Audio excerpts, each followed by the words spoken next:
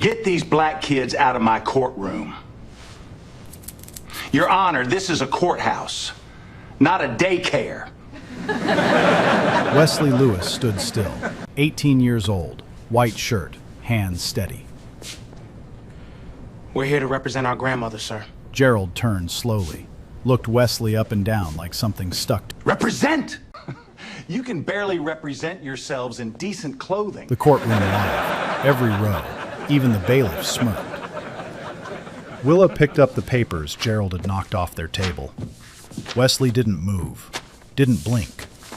Their grandmother watched from her wheelchair, silent, her paralyzed right hand resting where it always rests. Nobody in that room knew it yet, but those scattered papers held one question that would end Gerald Haynes's career before lunch. I'm not gonna lie, that courtroom got real quiet real fast after this. Let's get into the story. Colton Springs, Georgia, a small town where everybody knows your name, and your skin color decides how they say it. Cedar Hill sits on the east side of town, 2.4 acres of red Georgia clay, old oak trees, and a white clapboard house with a porch swing that hasn't stopped creaking in 40 years. Dorothea Lewis bought that land with her husband in 1962, back when a black couple buying property in Colton Springs meant signing papers in a back room, while white folks used the front door. Her husband worked 3 jobs to make the payments. He never missed one. 3 generations grew up on that porch. Dorothea raised her daughter there. Her daughter raised twins there. And when a car accident took the twins' parents 12 years ago, Dorothea raised Wesley and Willa there too. She was 63 then, already tired, already grieving. She raised them anyway. Dorothea taught elementary school for 38 years in Colton Springs. Every black child in town passed through her classroom at some point. She taught them to read. She taught them to speak up. And every single one of them called her Miss Dot. In 2019, a stroke took the use of her right hand. Completely. Permanently. She learned to write with her left hand at 70 years old. Her signature changed. Shaky now. Tilted left. Nothing like before. But she still made breakfast every morning for Wesley and Willa. Still sat on that porch swing. Still told them the same thing their grandfather used to say. This land is paid for. This land is ours. Don't you ever let nobody take it with a pen. Wesley was the quiet one. The kind of quiet that makes people nervous because they can't figure out what you're thinking. He started reading law books at the public library when he was 14. Not for school. Not for a grade. Because one day he watched a landlord threaten Miss Alma down the street with an eviction notice, and nobody could tell him whether it was legal or not. So he decided he would know. By 18, Wesley had read more Georgia property code than most first-year law students. He kept a brown leather notebook. His grandmother gave it to him on his 16th birthday. Every page filled with case notes, statutes, questions. Willa was different. Willa was sharp, the way a blade is sharp. Fast, precise, and impossible to ignore once she moved. She had a photographic memory. Read a page once, remembered the whole thing. While Wesley studied the law, Willa studied the system. County records, public filings, online databases. She could find a document the state forgot it had.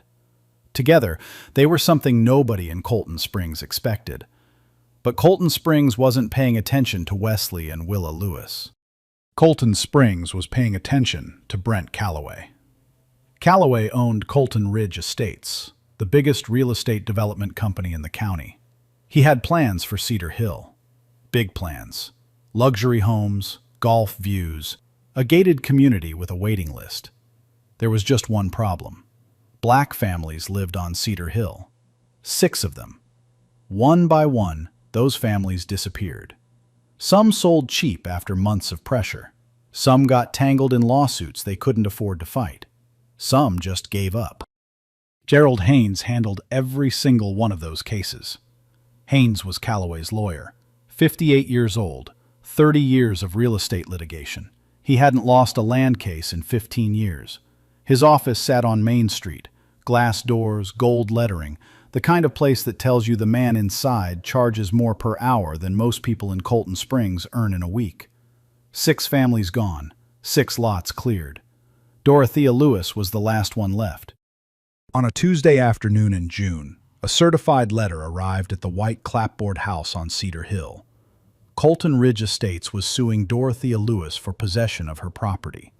The claim said she had signed a deed transfer in 2022, giving the land to Callaway's company. Dorothea held the letter in her left hand. Her right hand sat motionless on the armrest of her wheelchair. "I never signed anything," she said. "I would never." Wesley stood in the doorway, watching his grandmother read that letter. He saw her hand tremble. He saw her eyes fill. And right then, standing in that doorway, Wesley Lewis made a decision that would put him face to face with the most powerful lawyer in Colton Springs. If you think this story ends with an old woman losing her home, stay right here. Because what these two 18-year-olds did next will change how you see justice. Wesley started making calls the next morning. 9 law firms in Colton County. He called every single one. The first one picked up on the second ring. A receptionist with a polite voice and a fast answer. "I'm sorry, we have a conflict of interest with that case. We can't help you." Conflict of interest. That meant Colton Ridge Estates was already their client. The second firm said the same thing. Different words, same answer. "We're unable to take on new cases involving that property dispute at this time." The third firm didn't even pretend. "Son, Gerald Haynes is on the other side of that case. Find somebody else." 3 calls, 3 closed doors. Wesley kept dialing. Firms 4 through 6 quoted him a retainer fee. The cheapest was $5,000. One wanted $8,000 just to review the paperwork. Wesley looked at the bank statement taped to the refrigerator. His grandmother's savings account. $1,200.16. That's what 38 years of teaching in Colton Springs gets you when you're a black woman with a pension and a mortgage that took 4 decades to pay off. Firms 7 and 8 didn't answer. Wesley left voicemails. Nobody called back. Firm 9 picked up. A young paralegal listened to the whole story. She sounded like she cared. Then she put Wesley on hold for 4 minutes, came back and said, "I'm really sorry. We just can't." 9 calls. 9 doors shut in his face. Willa tried a different route. She found the Legal Aid Society online. Free representation for people who couldn't afford lawyers. She filled out the application that same night. Every question, every document. The response came 3 days later. An email. 1 paragraph. "Thank you for your application. Due to current caseload, our estimated wait time for new property cases is approximately 4 months. The court date was in 3 weeks. 4 months. 3 weeks. The math didn't work. The math was never designed to work, not for people like Dorothea Lewis. Meanwhile, Gerald Haynes was moving fast. 2 days after the lawsuit was filed, a white pickup truck pulled into the dirt driveway on Cedar Hill. 2 men got out. White, polo shirts, clipboards. They walked the property like they owned it already. Measuring tape along the fence line. Photographs of the house, the porch, the oak trees. Willa stepped outside. "Can I help you?" One of them didn't even look at her. "Property survey, ordered by the new owners." "There are no new owners," Willa said. The man finally turned, looked at Willa the way you look at a child who interrupts an adult conversation. "Ma'am, we're just doing our job. You'll want to take that up with the court." They spent 45 minutes on Dorothea's land, walking, measuring, writing things down. And when they left, they didn't close the gate behind them. Dorothea watched from the window. She didn't say a word, but that night, her blood pressure spiked so high that Wesley drove her to the emergency room at Colton Springs General. The doctor kept her overnight. Observation, they said. Stress-related hypertension. Wesley sat in the waiting room until 2 in the morning. Fluorescent lights buzzing overhead. The smell of disinfectant and old coffee. His grandmother was 75 years old, in a hospital bed, because 2 strangers walked onto her land like it was already theirs. And somewhere across town, Gerald Haynes was sleeping fine. Clarence Dobbs showed up at the hospital the next day. 68 years old. lived 3 houses down from Dorothea for 40 years. He brought soup in a plastic container and the kind of look on his face that said he'd seen this before. "They did the same thing to my cousin over on Birch Road," Clarence said. He sat down slowly, knees aching. "Showed up with papers she never signed. By the time she found somebody to help, the bulldozers were already on her lot." He looked at Wesley, then at Willa. "Your grandmother is the last one, you know. Last black family on the hill. They get her land, Cedar Hill is done." Wesley didn't answer. He was holding his brown leather notebook, turning it over and over in his hands. That night, Willa sat alone in the hospital parking lot, engine off, windows up, and for the first time since the letter arrived, she cried. Not loud, not dramatic, just tears rolling down her face in a dark car in a hospital parking lot at 11 at night. Because she was 18 years old, because her grandmother was upstairs in a hospital bed, because a man with gold cufflinks and a 30-year winning streak was about to take the only home she had ever known, and because nobody, not one person in the entire county, would help them. Wesley found her there 20 minutes later. He opened the passenger door, sat down, and put his hand on her shoulder. He didn't say it's going to be okay. He didn't say we'll figure it out. He didn't say any of the things people say when they don't know what else to say. He just sat there, in the dark, in the quiet. And after a long time, Willa wiped her face and said, "What are we going to do?" Wesley opened his notebook. He turned to a page near the back, where he had written something in small, careful handwriting. "I've been reading the lawsuit again," he said. "The deed transfer. It's dated March 15th, 2022. So the signature on it, Grandma's signature, it's smooth, even, right-handed." Willa looked at him. "Grandma hasn't used her right hand since 2019, Willa.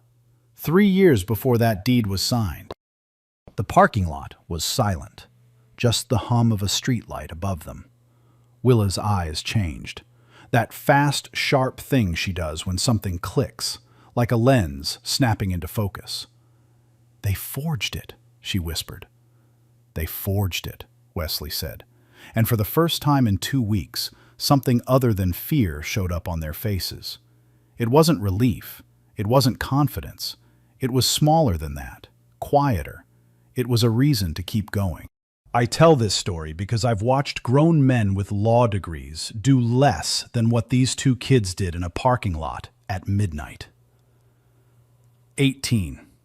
No money, no backup. And still they chose to fight. Not bravery they learned. That's bravery they were born with. The next morning, Wesley was sitting at the kitchen table before sunrise. His grandmother's brown leather notebook was open in front of him. The first page. Her handwriting, back when her right hand still worked. Tall letters, steady strokes. "The law is a shield, not a sword, but you have to know how to hold it." She wrote that for him on his 16th birthday, 2 years ago. He had read it 100 times since. But that morning, sitting in the gray light before dawn, it meant something different. It meant nobody was coming. Willa came downstairs at 6.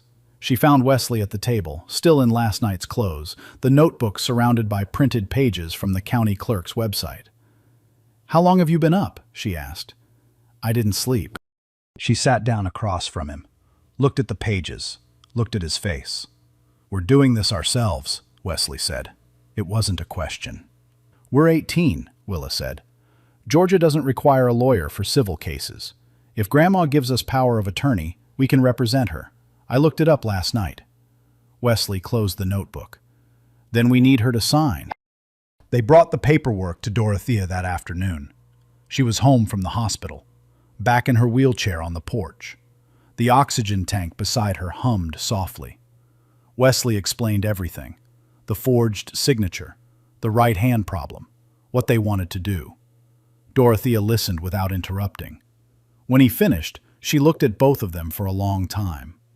The porch swing creaked in the breeze. A mockingbird sang from the oak tree.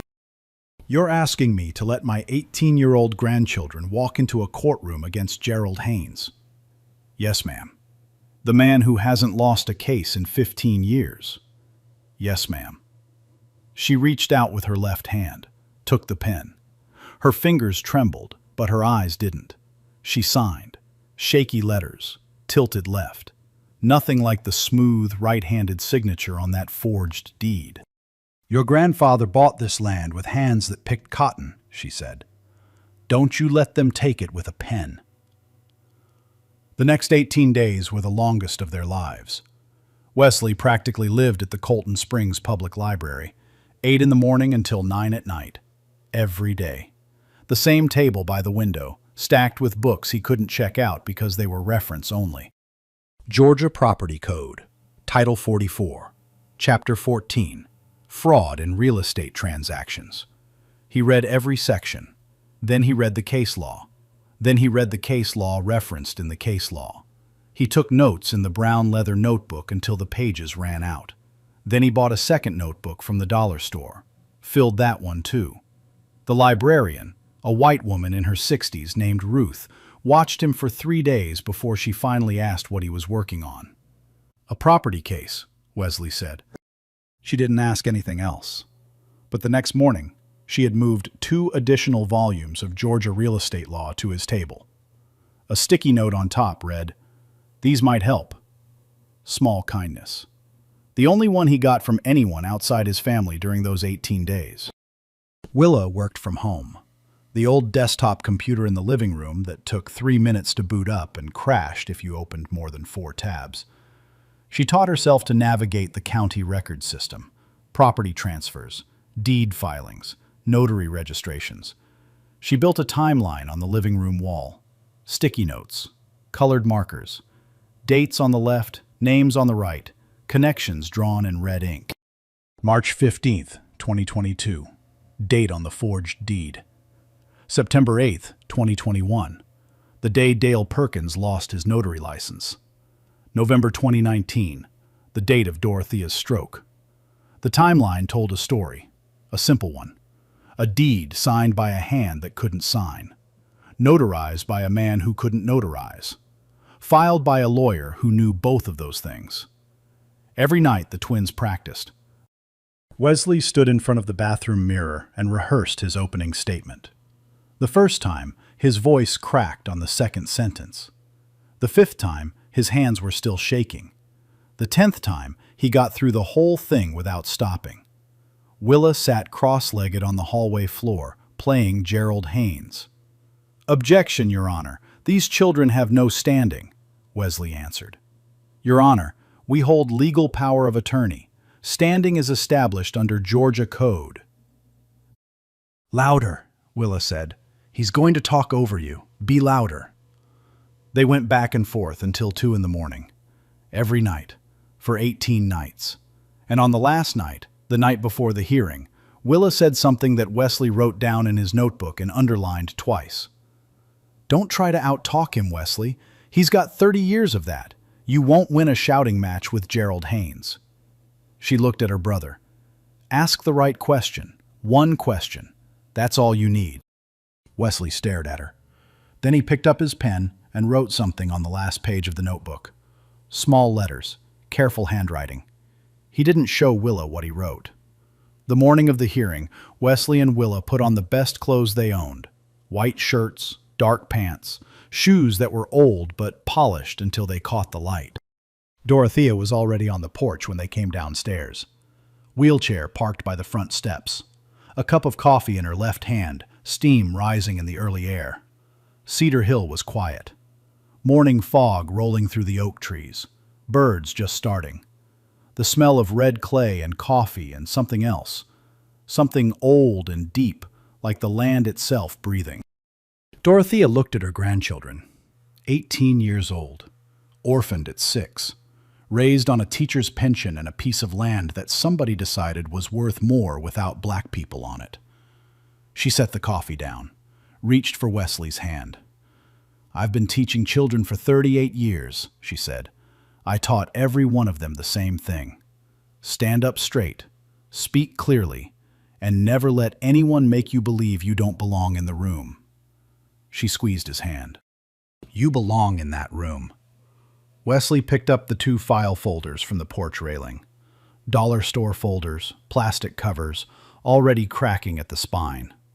Inside, every piece of evidence he and Willa had found in 18 days of no sleep, no money, and no help.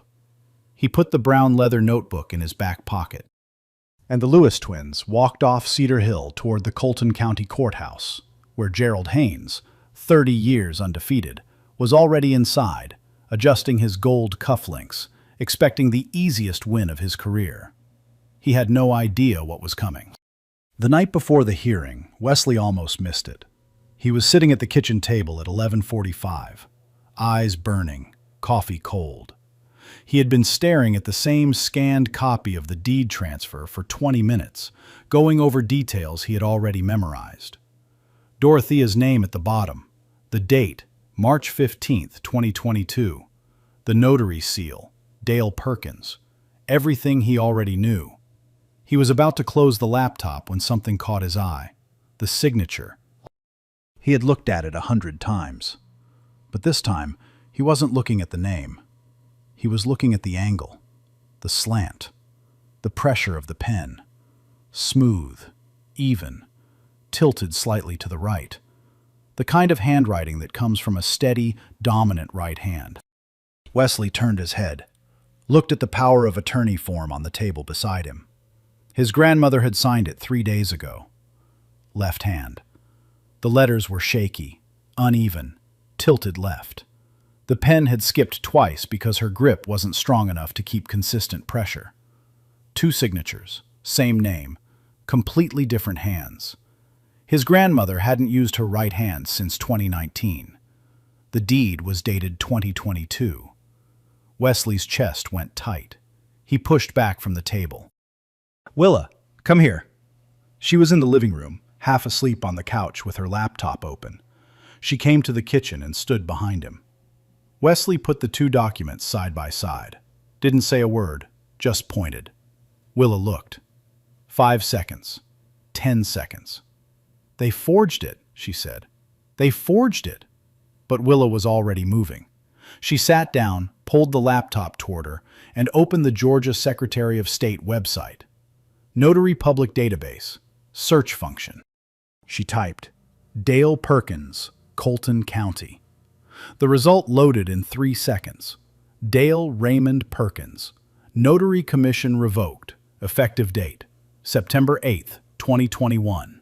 Willa read it twice, then a third time. Her hand was shaking on the trackpad.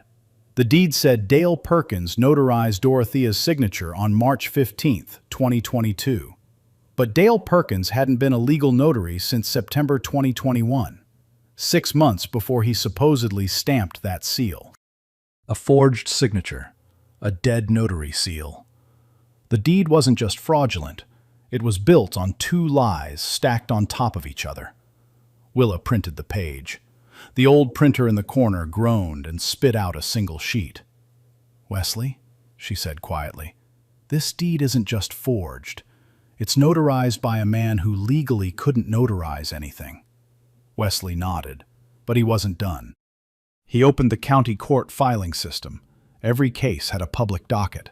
He pulled up their case number and scrolled through the filings, and there it was, an amended deed filing, submitted by Gerald Haynes, time-stamped 6:15 that morning, 2 hours before the hearing. Wesley clicked on it. The amendment changed the property boundary description. Small adjustments, minor language, nothing dramatic. But the question screamed in Wesley's head louder than anything Gerald Haynes had ever said in a courtroom. Why would you amend a deed the morning of the hearing, unless you knew the original couldn't survive what was coming? Gerald knew. He already knew the deed had problems. And instead of withdrawing the case, he tried to patch the holes 2 hours before a judge would see them. Wesley closed the laptop, looked at Willa. I know my one question. Willa tilted her head. What is it? Wesley didn't answer. He pulled the brown leather notebook from his back pocket, opened it to the last page, and wrote 1 sentence underneath the words he had written the night before. Then he closed the notebook and put it back in his pocket. You'll hear it when everyone else does. The Colton County Courthouse smelled like floor wax and old wood. Wesley noticed that first. Then the fluorescent lights buzzing overhead, one of them flickering near the back wall. The ceiling was low. The paint was yellowing. A ceiling fan turned slowly above the judge's bench, doing nothing about the heat. This wasn't a courtroom from a movie. This was a small-town room where small-town people came to settle small-town disputes. Traffic tickets, fence lines, noise complaints. Today it would decide whether a 75-year-old black woman kept the land her family had owned for 62 years. Gerald Haynes was already seated at the plaintiff's table. Gray suit, Italian leather briefcase. 2 junior associates beside him. Matching navy ties, matching posture, matching silence. 3 men who looked like they had walked out of a catalog. On the other side of the aisle, the defendant's table had 2 plastic folders from the dollar store and a brown leather notebook. Wesley and Willa sat down. Behind them, Dorothea's wheelchair clicked into place. She folded her left hand over her right and said nothing. The gallery was almost empty. Clarence Dobbs in the second row, still wearing his work boots. 2 neighbors from Cedar Hill. A woman in the back corner Wesley had never seen before. Mid-50s, dark blazer, watching everything with the kind of attention that doesn't blink. Nobody knew who she was. Not yet. The side door opened. The bailiff stepped out. All rise. The Honorable Judge Eleanor Crawford presiding. Crawford entered, 62 years old, silver hair pulled tight, reading glasses on a chain around her neck. She sat down, opened a folder, and scanned the room the way a woman does when she's been doing this for 30 years and already knows more than everyone thinks she does. Be seated. Case number 24-1152. Colton Ridge Estates versus Dorothea Lewis. Mr. Haynes, you may proceed. Gerald stood, buttoned his jacket, gave the judge a nod like they were old friends at a dinner party. Thank you, Your Honor. This is a straightforward matter. My client, Colton Ridge Estates, holds a valid deed transfer executed by the defendant in March of 2022. The property in question, 2.4 acres on Cedar Hill, was legally conveyed. We are simply asking the court to enforce what is already settled. He smiled. The smile of a man who had done this 60 times before and never once been told no. I expect this will take no more than 15 minutes of the court's time. Crawford looked at the defendant's table. Does the defendant have counsel? Wesley stood. His chair scraped against the floor. The sound was loud in the quiet room. Your Honor, my name is Wesley Lewis. This is my sister, Willa Lewis. We're representing our grandmother, Dorothea Lewis, under her signed power of attorney. Gerald turned his head, slowly, the way a cat turns towards something it finds amusing. Your Honor, Gerald's voice carried the kind of amusement that cuts deeper than anger. Are we proceeding with this? 2 teenagers? I have been practicing law for 30 years. This is not a school debate club. Someone in the gallery coughed to cover a laugh. Crawford didn't smile. She looked at Wesley over her reading glasses. Mr. Lewis, do you understand the nature of these proceedings? Yes, Your Honor. This is a civil action for property possession filed under Georgia Code Title 44. The burden of proof rests on the plaintiff to establish a valid deed of conveyance. We intend to demonstrate that the deed in question is void. The room shifted. Not a sound, more like a feeling. The way air changes before a storm. Crawford's eyebrows lifted a fraction of an inch. Proceed. Gerald's smile didn't disappear, but it thinned. He recovered quickly, turned to the judge and presented the deed. A clean photocopy projected on the screen. Dorothea Lewis, March 15, 2022. Notarized by Dale Perkins. Recorded in the county clerk's office. The document speaks for itself, Your Honor. Signed, notarized, recorded. I fail to see what there is to contest. Wesley stood again. Your Honor, may I examine the original document? Gerald hesitated. 1 second, maybe 2. Then he handed it over. Wesley held the paper, looked at it, turned it once, set it down on the table, picked up his pen and wrote a single line in his notebook. Gerald watched him. Is the young man finished with his examination? He leaned on the words young man like they tasted good. Wesley didn't respond to Gerald. He looked at the judge. Your Honor, I would like to enter into evidence Exhibit A, a certified medical record from Colton Springs General Hospital, dated November 2019, confirming that Dorothea Lewis suffered a stroke resulting in complete and permanent paralysis of her right hand. He paused. Let the room hear the silence. The signature on this deed was made by a right hand. My grandmother has not used her right hand since 2019. This deed is dated 2022. Nobody laughed. Nobody moved. Gerald Haynes stood very still. For the first time in the entire proceeding, his mouth was closed. Crawford looked at Gerald. Her voice was level, but her eyes were not. Mr. Haynes, would you like to respond? Gerald straightened his tie. That is a matter of handwriting interpretation, Your Honor, not a medical fact. But his voice had changed. Just a fraction. Just enough. And the woman in the back row, the one in the dark blazer, leaned forward in her seat. Gerald Haynes didn't become the most powerful real estate lawyer in Colton County by panicking. He took 3 seconds, adjusted his cuffs, and came back swinging. Your Honor, I must object to this entire line of argument. His voice was steady again, controlled. 30 years of courtroom muscle memory kicking in. A stroke does not necessarily eliminate all hand function. Many stroke patients experience partial recovery. Mrs. Lewis may well have regained limited use of her right hand by 2022. He turned toward Wesley, not looking at him, looking past him, the way you look past something that doesn't matter. These are children, Your Honor. They have no medical expert, no handwriting analyst, no qualified witness of any kind. What they have is a hospital record and a theory. I could bring a hospital record showing I had a cold last winter. That doesn't mean I can't hold a pen today. Soft laughter from one of Gerald's associates. Nobody else laughed. Gerald pressed harder. I move to exclude the medical record as irrelevant, without expert testimony to establish a direct connection between the defendant's condition and her ability to sign. The room held its breath. Crawford leaned back in her chair. She looked at the medical record, then at Wesley, then at Gerald. This was the moment. Wesley felt it. If Crawford excluded the medical evidence, their strongest argument was gone. Everything they had built in 18 sleepless nights would collapse in a single ruling. His stomach dropped. His fingers went cold around the pen in his hand. Crawford opened her mouth, and Willa stood up. Your Honor, may I address the notarization? Every head in the room turned.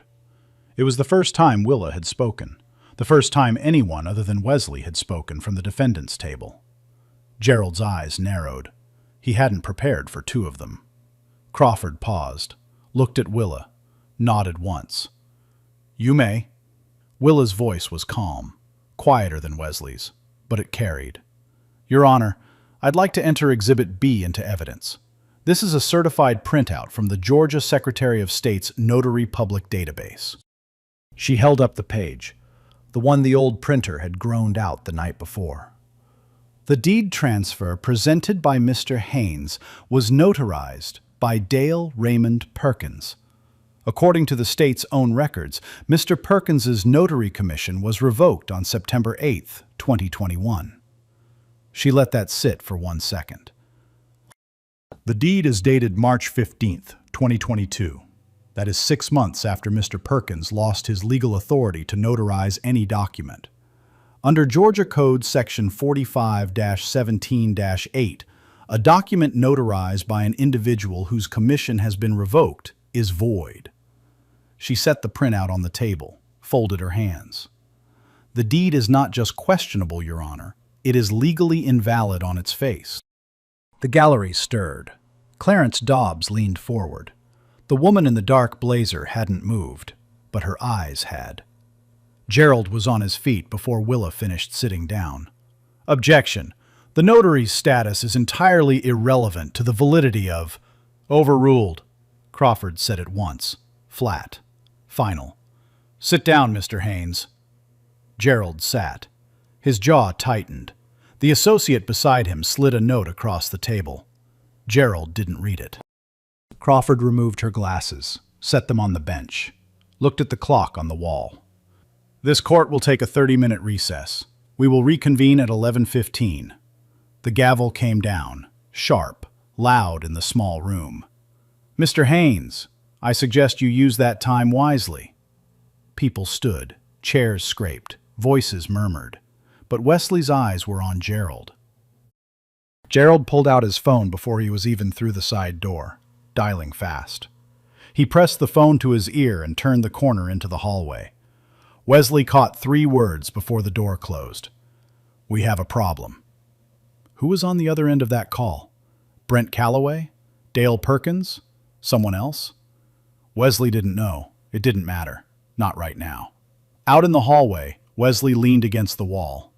Willa stood beside him. For the first time, she noticed his hands. They were shaking. You okay? She asked. He almost got the medical evidence thrown out. If Crawford had sided with him. She didn't. But she could have. Willa put her hand on his arm. We still have your question, Wesley. The one you won't tell me. Wesley reached into his back pocket, felt the leather notebook, the last page, the sentence he had written at midnight. I know. Behind them, the courtroom door opened. Dorothea rolled her wheelchair into the hallway. She looked at her grandchildren, one shaking, one steady, both still standing. She reached out her left hand and took one of each of theirs. I'm proud of you, she said, no matter what happens in there. And somewhere on the other side of the courthouse, Gerald Haynes was pacing a hallway with his phone to his ear, talking fast, sweating through his gray suit, trying to fix something that 2 18-year-olds with dollar store folders had just broken wide open. When court resumed, Gerald Haynes looked different. Not broken, not scared, but different. The jacket that had been buttoned was now open. The tie that had been perfectly centered had shifted a 1/4 inch to the left. Small things. The kind of things only someone paying very close attention would notice. Wesley noticed. Gerald came out aggressive. A new strategy. If you can't defend the document, attack the people questioning it. Your Honor, before we continue, I must put something on the record. Gerald stood with both hands on the plaintiff's table. The individuals representing the defendant have no legal training, no bar admission, no professional standing of any kind. They are 18 years old. He let the number hang in the air. What we've witnessed this morning is not legal argument.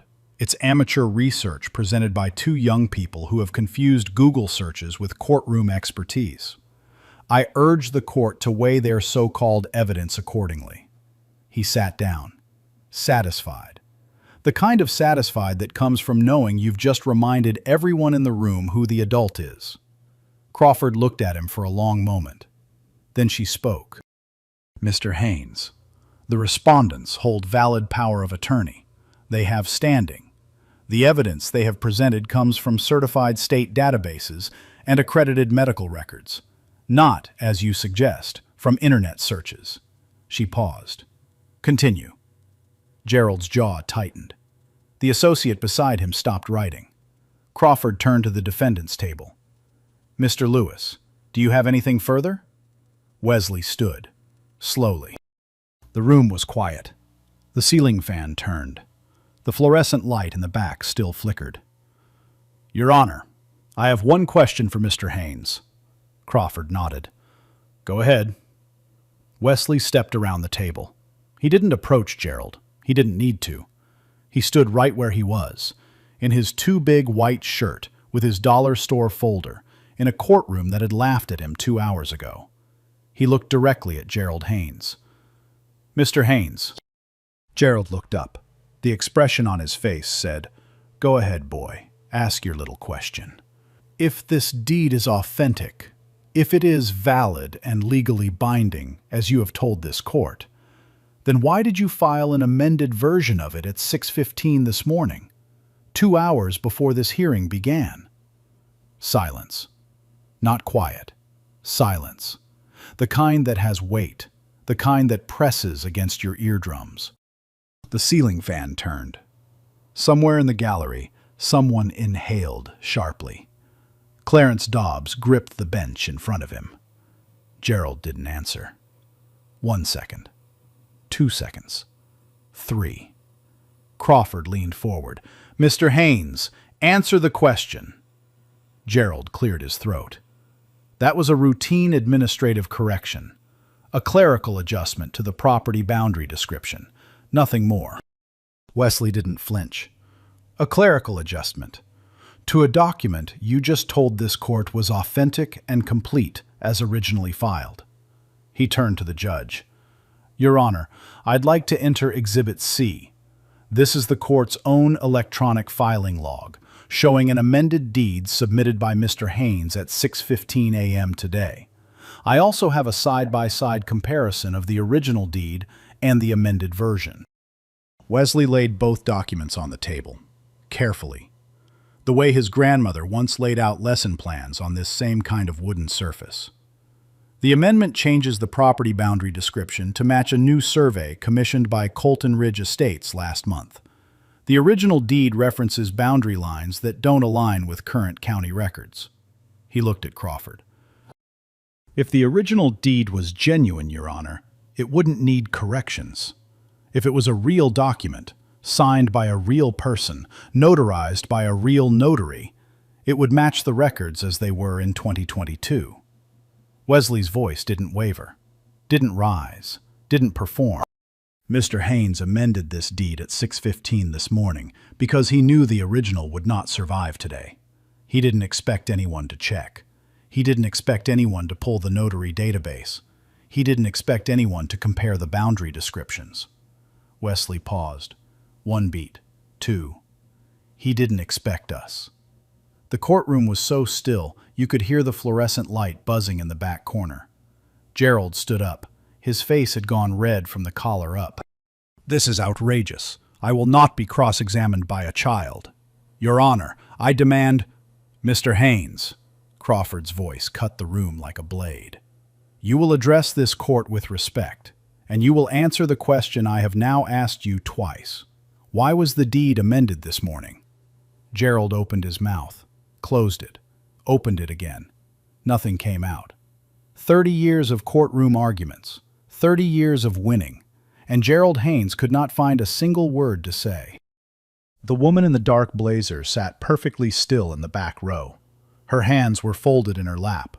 But if you looked closely, very closely, you could see she was nodding. One question. That's all it took. One question from an 18-year-old in a borrowed shirt, standing in a courtroom that laughed at him before he ever opened his mouth. If this moment just gave you chills, hit that like button right now, and share this with someone who's been told they don't belong in the room. Judge Crawford didn't speak right away. She looked at the deed, then the amended filing, then the notary database printout, then the medical record. 4 documents, laid out in front of her like pieces of a puzzle that had already been solved. The courtroom waited. Gerald Haynes sat with his hands flat on the plaintiff's table. His associates had stopped writing. One of them had quietly closed his briefcase, the kind of small, unconscious movement that says everything about what a man believes is coming next.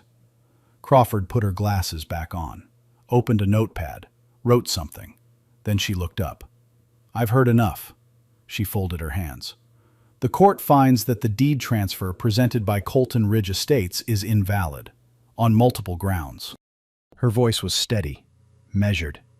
The voice of a woman who had delivered hundreds of rulings, but understood that this one mattered more than most.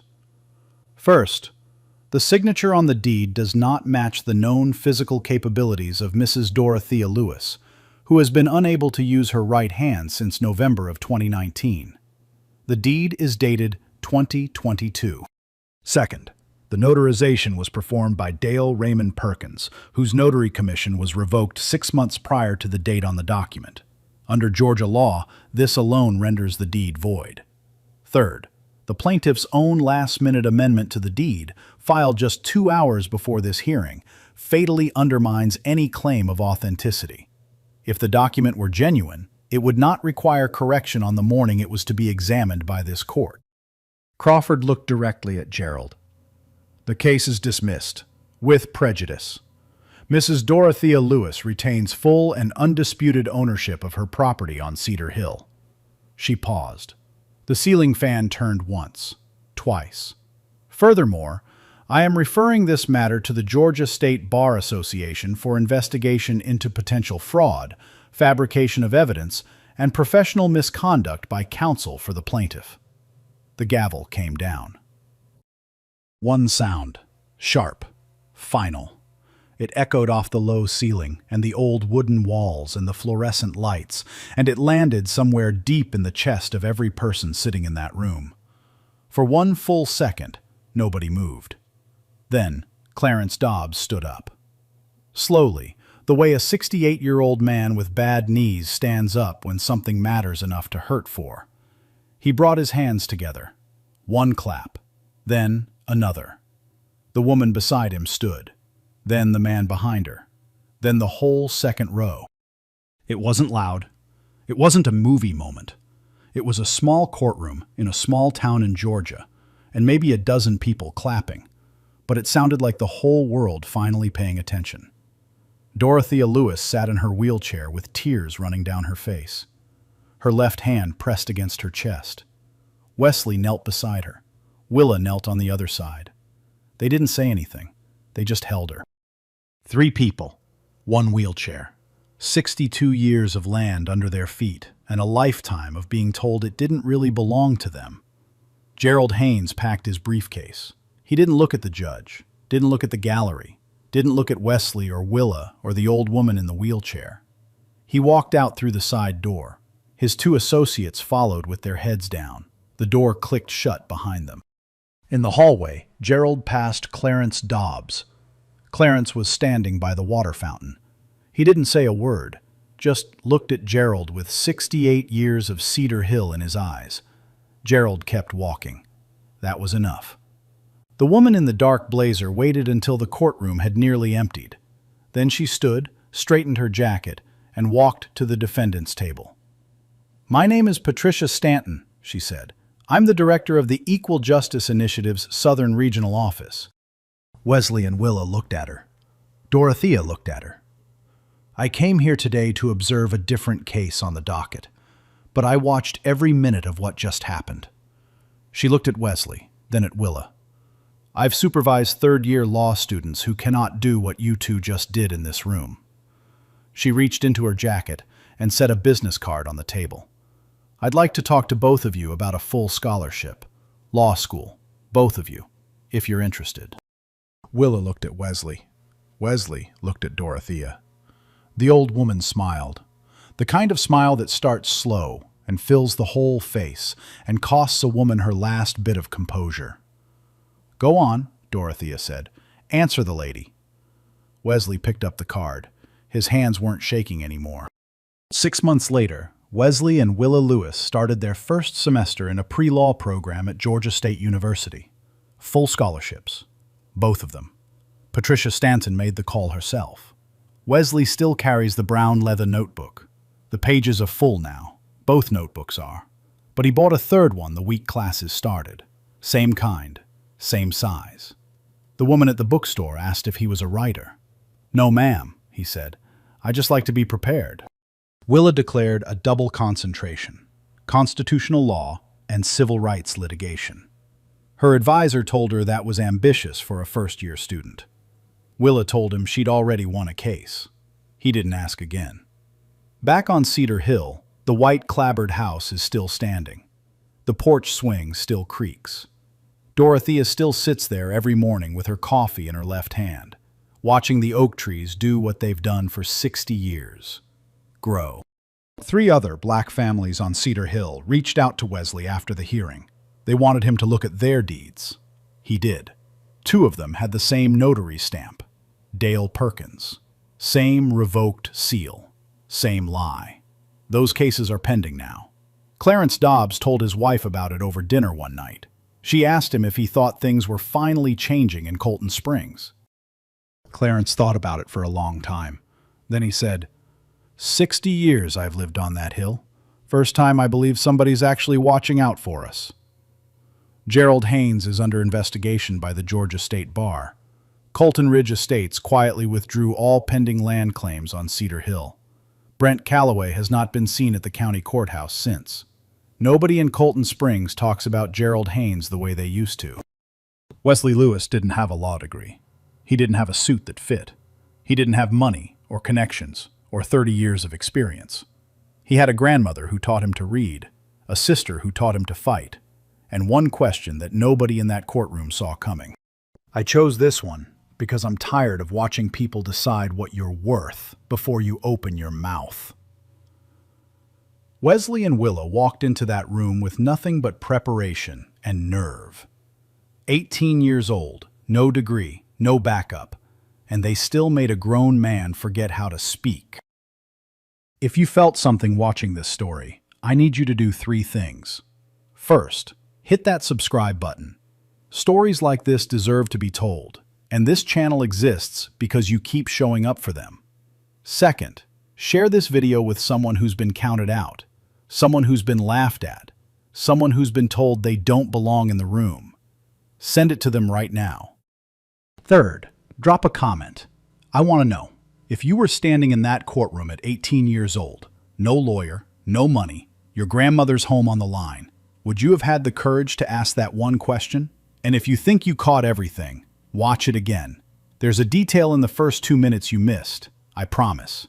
We'll see you in the next one.